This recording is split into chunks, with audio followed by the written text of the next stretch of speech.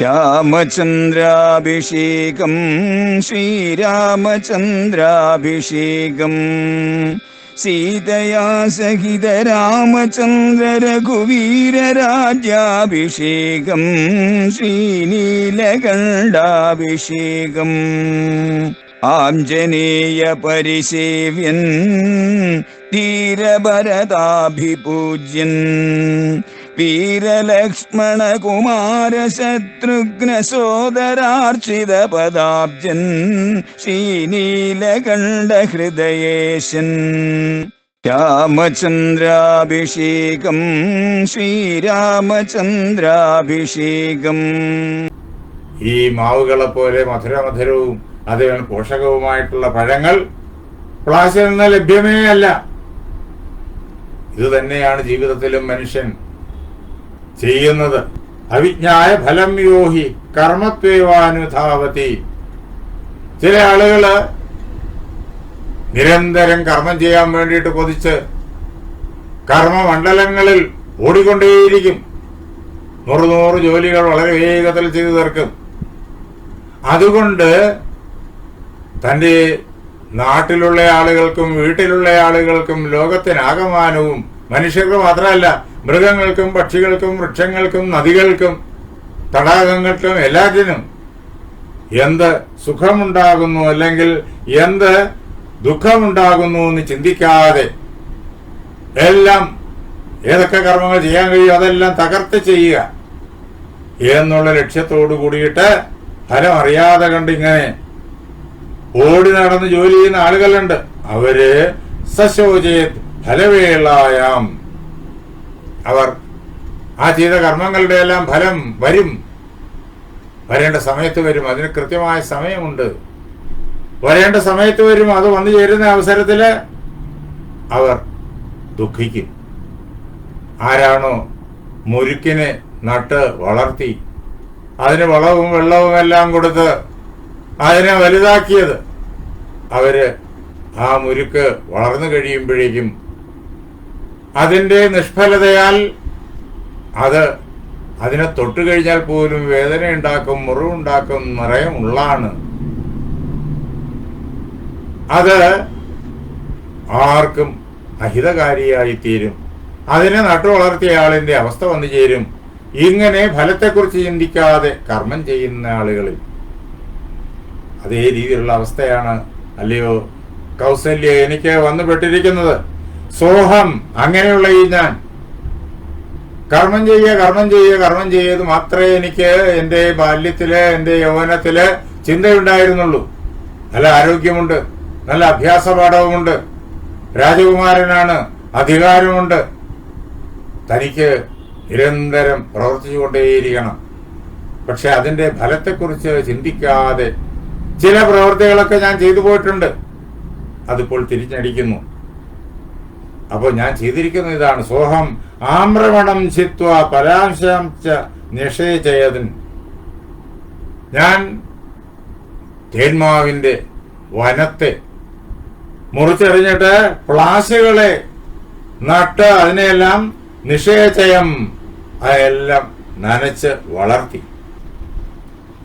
അതിന്റെ ഫലവിധാനം വരാൻ പോകുന്നു. അത് വന്നു കഴിഞ്ഞപ്പോഴോ രാമം ഫലാഗമേ തെക്വ. ആ ചെയ്ത കർമ്മത്തിന്റെ ഫലമായിട്ട് ഇതാ സംഭവിച്ചു. എന്താ?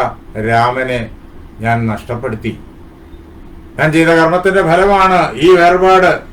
എന്നിട്ട് പശ്ചാത് ശോചാമി ദുർമതി. ബുദ്ധിഹീനനായ ഞാൻ, ദുഷ്ട കർമ്മങ്ങൾ ചെയ്തവനായ ഞാൻ ഇതാ പിന്നീട് അന്നങ്ങനെ ചെയ്യാതിരുന്നെങ്കിൽ എന്ന് വിചാരിച്ചിട്ട് വേദനിക്കുന്നു. അല്ലയോ കൗസല്യേ, എന്റെ യൗവനത്തില് ഞാൻ വളരെ പ്രശസ്തനായിരുന്നു. എല്ലാവരും എന്നെ പ്രകീർത്തിച്ചിരുന്നു. എന്റെ വൈഭവങ്ങൾ കണ്ടിട്ട് ലബ്ധ ശബ്ദേന കൗസല്യേ കുമാരേണ ധനുഷ്മത. കൗസല്യേ, വില്ലേന്തിയവനായ ഞാൻ ദശരഥൻ, വില്ലിലെ അത്ഭുതങ്ങൾ സൃഷ്ടിക്കാൻ കഴിയുന്നവനായ ഞാൻ, ആളുകളാൽ നിരന്തരം എന്റെ വൈഭവങ്ങളെ കുറിച്ച് പ്രകീർത്തിക്കുന്ന ആളുകളാൽ നിരന്തരം ആനന്ദിപ്പിക്കപ്പെടുന്നവനായ ഞാൻ അവരുടെ വാക്കുകൾ എന്നെ സന്തോഷിപ്പിക്കുന്നു. ആളുകൾ എന്നെ പറഞ്ഞു, എന്താ ശബ്ദവേദിയാണ് എന്ന്. കുമാര ശബ്ദവേദീതി, ഞാൻ ശബ്ദവേദിയാണ്. എനിക്ക് എവിടെ അമ്പയ്യണം എന്നുള്ളതിന് ലക്ഷ്യം കാണണമെന്ന് പോലുമില്ല. ദൂരെ ലക്ഷ്യം കണ്ടു കഴിഞ്ഞാൽ, വിശേഷിച്ചും ചലിക്കുന്ന ലക്ഷ്യം കണ്ടാൽ, സൈനികരാണെങ്കിൽ അവർ നിശ്ചലമായി നിൽക്കില്ല, മൃഗങ്ങളാണെങ്കിലും നിശ്ചലമായി നിൽക്കില്ല. ചലിക്കുന്ന ലക്ഷ്യങ്ങളാണ്. എത്ര വേഗത്തിൽ ചലിക്കുന്നു, എത്ര ദൂരമാണ് ഇവിടെ നിന്നിട്ട് അവിടെ ഉള്ളത്, ഇത് കണക്കാക്കി കൃത്യമായിട്ട് അമ്പ് കൊള്ളുന്ന രീതിയിൽ ചെയ്യാൻ കഴിയുക എന്നുള്ളത് അത്ര എളുപ്പത്തിലുള്ള കാര്യമല്ല. അതിലെല്ലാം ഞാൻ അങ്ങേയറ്റം നിഷ്ണാതനായിരുന്നു. അത്തരക്കാരെ പലരും ഈ ലോകത്തിൽ ഉണ്ടായി എന്ന് വരാം. അത്രയും സാമർഥ്യം കുറച്ചു പേർക്കേ കാണുള്ളൂ. എങ്കിലും ഏതാനും പേര് കണ്ടു എന്ന് വരാം. എങ്കിലും ആർക്കും ഇല്ലാതിരുന്നതായ സാമർഥ്യം എനിക്ക് കൈവന്നിരുന്നു. ഞാൻ ശബ്ദവേദിയാണ്.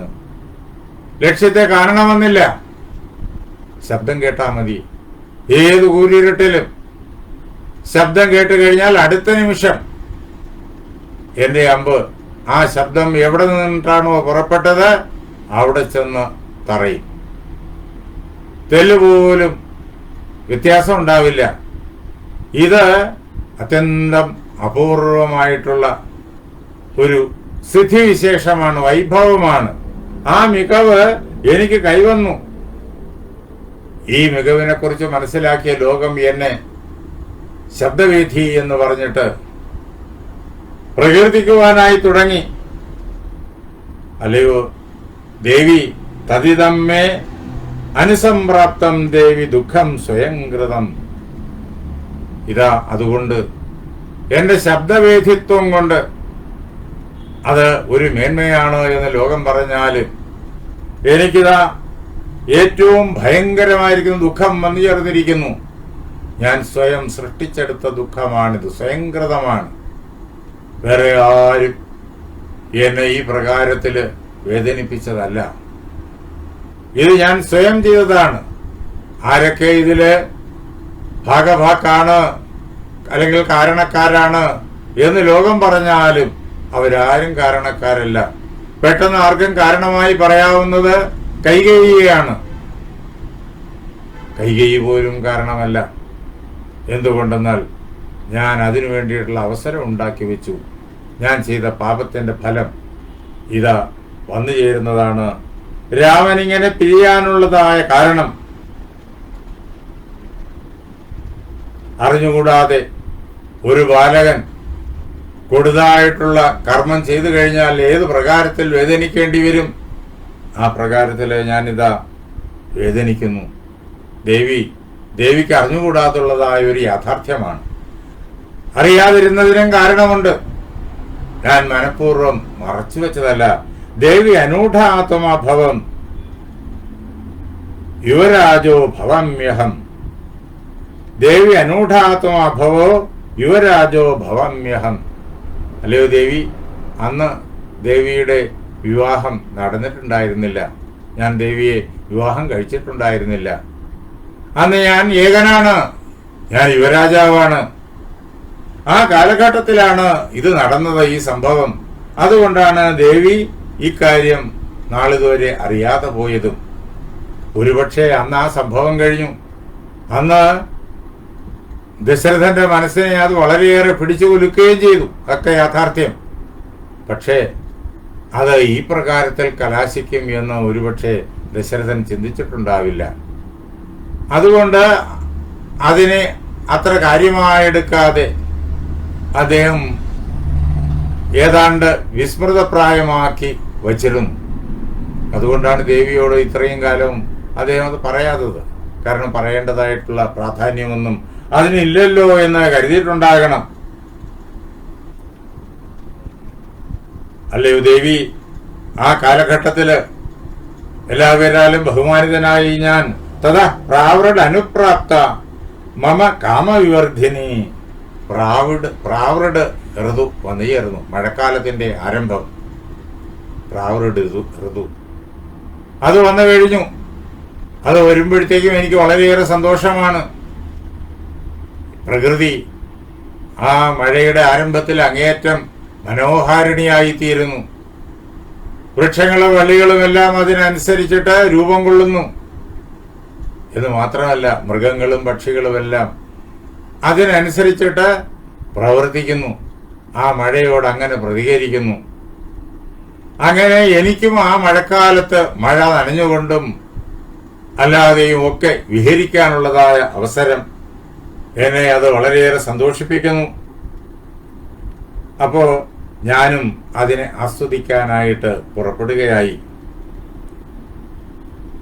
ആ ഋതുവിന്റെ പ്രത്യേകതയോ അപാസ്യഹി രസാൻ ഭൗമാൻ തത്വാച ജഗദംശുഭി പരേതാചരിതാം ഭീമാം രവിരാചരതേ ദിശം. സൂര്യൻ അത്രയും കാലം, അതായത് ആ വേനൽക്കാലം, ഈ മഴ തുടങ്ങുന്നതിന് തൊട്ടു മുമ്പുള്ള കാലം, കഠിനമായ വേനൽക്കാലം, ആ വേനൽക്കാലത്ത് ഈ ഭൂമിയുള്ള രസങ്ങളെ മുഴുവൻ തീക്ഷ്ണമായ കിരണങ്ങൾ കൊണ്ട് വലിച്ചെടുക്കും. ഭൂമിയെ മുഴുവൻ ഉണക്കും. സമുദ്രത്തെയും സൂര്യൻ വലിയൊരളവ് വരെ ഉണക്കിക്കളയും. അങ്ങനെ വൃക്ഷങ്ങളെയും ഉണക്കും, ജീവരാശിയും എല്ലാം ഉണക്കും. എല്ലാവരുടെ ശരീരത്തിൽ നിന്നിട്ട് ജലത്തെ സൂര്യൻ വലിച്ചെടുക്കും തന്റെ കിരണങ്ങളാല്.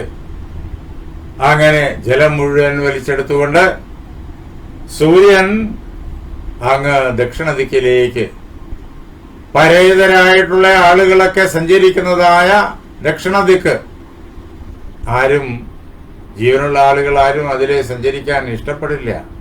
അങ്ങനെയുള്ള ആ ദക്ഷിണ ദിക്കിലേക്ക് സൂര്യൻ നീങ്ങുന്നതായ കാലം ദക്ഷിണായനം ആരംഭിക്കുന്നു. ഉത്തരായനം അതിന്റെ കൊടുമുടിയിലോട്ട് അടുക്കും തോറും ഗ്രീഷ്മ ഋതുവായി. ഉത്തരായനം ആരംഭിക്കുമ്പോൾ നമ്മുടെ ഭൂമിയില് അന്തരീക്ഷത്തിന് വലുതായ മാറ്റം അതിനനുസരിച്ച് വരുന്നു. ആ ഉത്തരായനം മൂർധന്യത്തോടടുക്കുമ്പോൾ അപ്പോഴേക്കും ചൂട് അതിന്റെ പരമാവധിയിലെത്തുന്നു. അപ്പോഴാണ് സൂര്യൻ മുഴുവൻ രസങ്ങളെയും വലിച്ചെടുക്കുക. അത് കഴിഞ്ഞാലോ ദക്ഷിണായനം തുടങ്ങുന്നു. ദക്ഷിണായനം ആരംഭിക്കുന്നത് കർക്കടകം 1 മുതലാണ്.